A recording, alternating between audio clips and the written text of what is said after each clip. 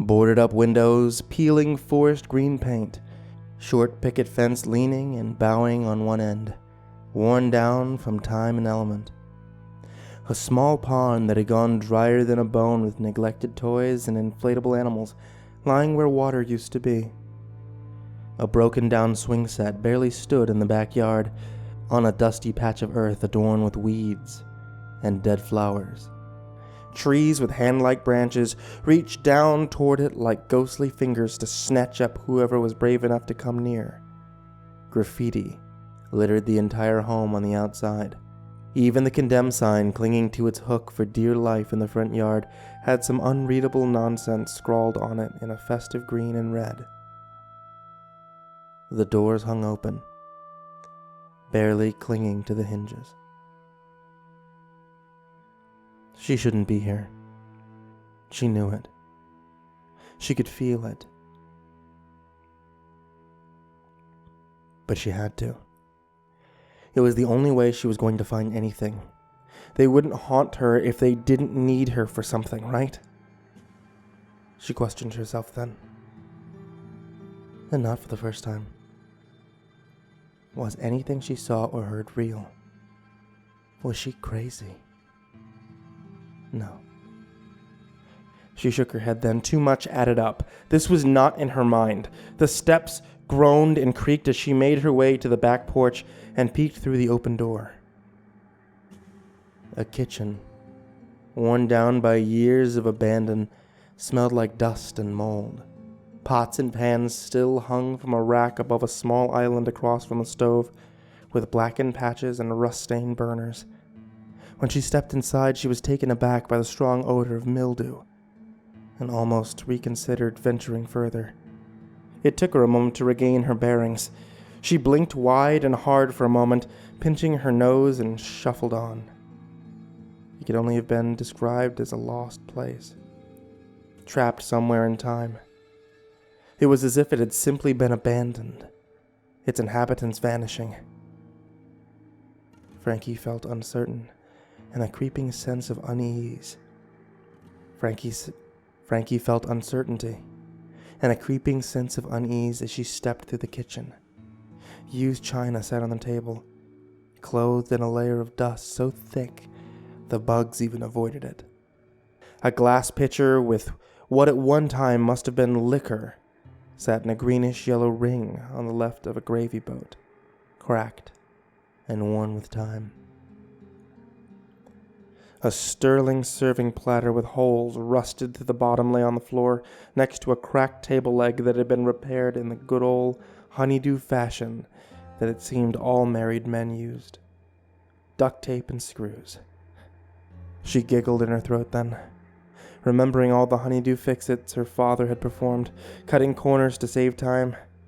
She even remembered when he tried painting the duct tape to match the table. Didn't work out so well if she recalled correctly. Mom had a fit. The dining room just off the kitchen displayed a china hutch, glass shattered, and more graffiti reading Rico adorned the front. Charming, she thought sarcastically to herself. Pinstriped wallpaper tattered the entire room, like claws had ripped through it in protest at the pattern chosen. Off the dining room was an office, children's toys strewn about, as though they'd just been there. Were it not for the grime, dust, and mold.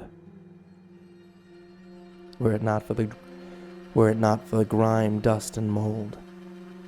A Tudor-style desk sat to the far right, papers decorating the top and floor about as though someone were having a tantrum, or a party at some point. The dining room led to the living area through a T-shaped arch, trinkets and knickknacks neatly in their places on the adjacent shelves, blanketed in dust. It was an eerie sight to behold, ghostly. Furniture had been overturned, holes chewed into most of it by rats, cut up by transients and thugs. Everything was in its place and somehow wasn't. Light seeped through cracks in the walls like a silver halo, threading over the room in beams of veiled dust, climbing up walls and over ceilings like the fingers of some ghastly creature. The stairs creaked and groaned beneath her feet, making her think twice about climbing them further. Holes adorned the walls where pictures had once hung neatly in place. There was only one room when she reached the top, oddly free of furniture of any kind. But the room looked like it belonged at one point to children. The walls were painted in an off-tone blue, streaming with pink painted ribbons and stars on the ceiling.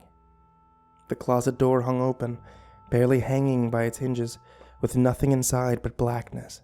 Unsure if she should venture further, she cautiously stepped forward to peer inside. Her heart raced inside of her chest, knowing too well what the darkness brought, and what it brought was never pleasant. Nothing. Empty and bleak, a simple, ordinary child's closet. Nothing remarkable to speak of, save for the pitch blackness inside. With a shudder, she stepped out and closed the door. Awkwardly, her attention now focused on the wood floor beneath her.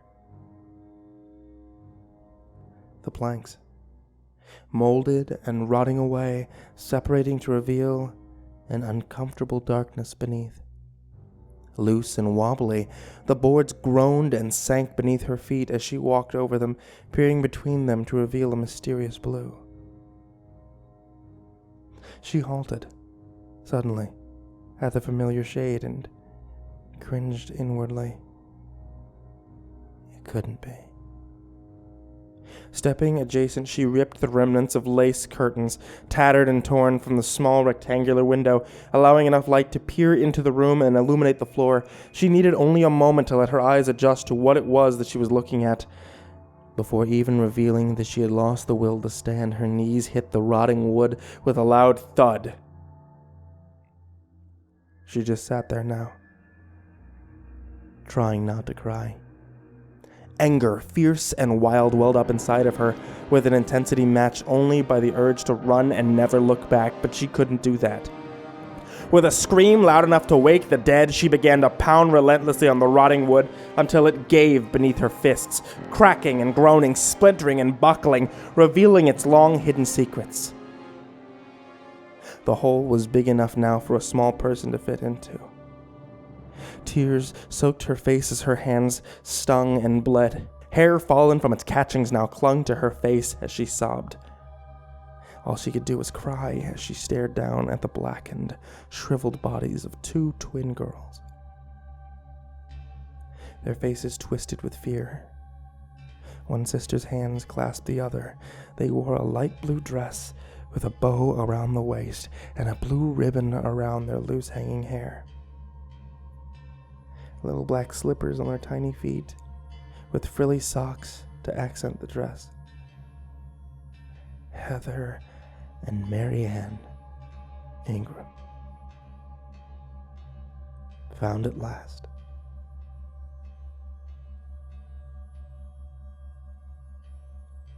She wanted to die then. Leaning back, she put her head against the wall and just